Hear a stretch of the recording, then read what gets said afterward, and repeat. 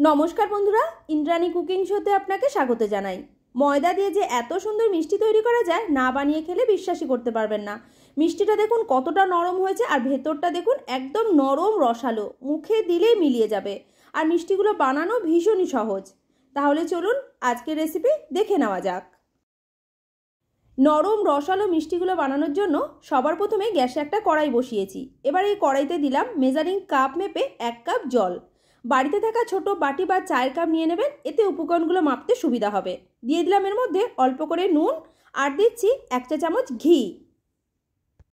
ঘিটা দিয়ে মিষ্টিগুলো বানালে মিষ্টিটা খেতে বেশি ভালো লাগবে। আপনি চাইলে সাদা তেলও দিতে পারেন। এবারে হাই ফ্লেমে জলটাকে ভালো করে গরম করে নিচ্ছি। জল একদম ঠিকঠাকভাবে গরম হয়ে গেছে। এবার এর মধ্যে দিচ্ছি ময়দা।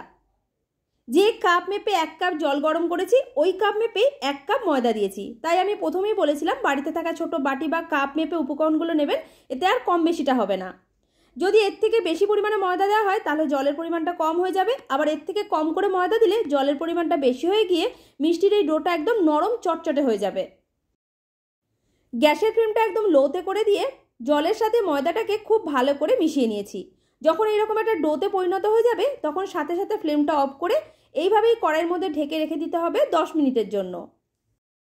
এবারে আমি মিষ্টিগুলোর জন্য চিনির শিরা বা রসটা তৈরি করব। তার জন্য গ্যাসে একটা কড়াই বসিয়ে দিয়ে দিলাম 1 কাপ চিনি, আবার ওই কাপ মেপেই দিচ্ছি 1 কাপ জল। যতটা চিনি নিলাম ঠিক ততটাই জল দিয়েছি। মিষ্টির পরিমাণটা আপনি এর থেকে বাড়িয়ে কিংবা কমিয়েও দিতে পারেন। এই সময় গ্যাসের ফ্লেমটা হাইতে করে দিয়ে সমানে নাড়িয়ে চাড়িয়ে জলের মধ্যে চিনিটাকে মিশিয়ে নিতে হবে। শিরাটা আমাদের টকবক করে ফুটে গেছে। ফ্লেমটা মিডিয়াম টু লোতে করে দিলাম। তারপরে এইভাবে চিনির শিরাটাকে আরও 3 থেকে 4 মিনিট ফুটিয়ে নিচ্ছি।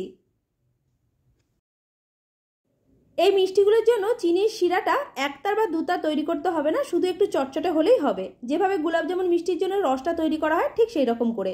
আমি একটু হাতে নিয়ে দেখিয়ে দিচ্ছি। দেখুন এইভাবে যখন চটচটে হয়ে যাবে তখন বুঝতে হবে মিষ্টিগুলোর জন্য চিনির শিরা বা রস একদম তৈরি।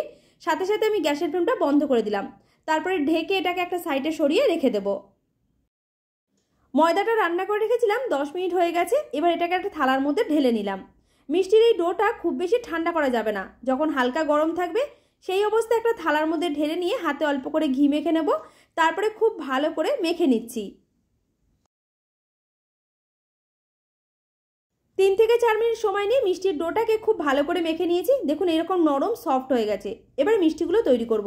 মিষ্টি বানানোর জন্য আমি একটা পাইপিং ব্যাগ নিয়েছি। বাড়িতে যদি থাকে ভালো, না থাকলে দুধের প্যাকেট বা নুনের প্যাকেট এইসবও নিতে পারেন। এরপর একটা কাঁচি দিয়ে অল্প করে মুখটাকে একটু কেটে নিচ্ছি। মিষ্টির জন্য যে ময়দাটা মেখে রেখেছিলাম সেটাকে প্রথমে আমি দুভাগে ভাগ করে নিলাম, এতে ভরতে সুবিধা হবে। এবার একটা ডো নিয়ে এভাবে একটু লম্বা করে এই পাইপিং ব্যাগের মধ্যে ভরে দেব। ময়দার এই ডোটা পাইপিং ব্যাগের মধ্যে ভরা হয়ে গেছে। এবারে চলুন মিষ্টিগুলো তৈরি করব। তার জন্য ব্যাগটাকে ধরে এইভাবে একটু হালকা হালকা চাপ দিলেই দেখবেন ময়দার ডো বা মিষ্টিটা বেরিয়ে আসবে। তখন কাঁচি দিয়ে এইভাবে ছোট ছোট করে কেটে নিচ্ছি। মাত্র 2টো উপকরণ দিয়ে এত সুন্দর যে মিষ্টি তৈরি করা যায়, বাড়িতে না বানিয়ে খেলে বিশ্বাসই করতে পারবেন না। দেখুন ময়দার মিষ্টিগুলোকে আমি এইভাবে ছোট ছোট করে কেটে নিয়েছি। পাইপিং ব্যাগ ছাড়াও হাত দিয়েও মিষ্টিগুলো তৈরি করতে পারবেন। প্রথমে অল্প করে মিষ্টির ডো হাতে নিয়ে একটু লম্বা করে নিতে হবে। তারপরে দু সাইডের মুখটা একটু চেপে সমান করে দিলেই তৈরি।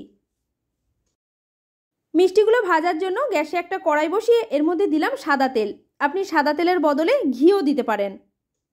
তেলটা ঠিকঠাকভাবে গরম হয়েছে কিনা বোঝার জন্য অল্প করে ময়দার টুকরোই তেলের মধ্যে দিয়ে দিলাম। দেখুন ময়দার টুকরোটা তেলের উপরে ভেসে উঠেছে, তার মানে তেল একদম ঠিকঠাকভাবে গরম হয়ে গেছে। এবার এর মধ্যে আগে থেকে তৈরি করে রাখা ময়দার মিষ্টিগুলোকে দিয়ে দিতে হবে।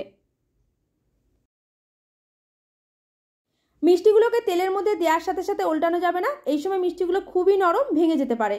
আগে 2 থেকে 3 মিনিট মিডিয়াম ফ্লেমে ভেজে নেব। তারপর এগুলোকে সমানে উল্টে পাল্টে দেবো যতক্ষণ না লাল করে ভাজা হয়ে যাচ্ছে।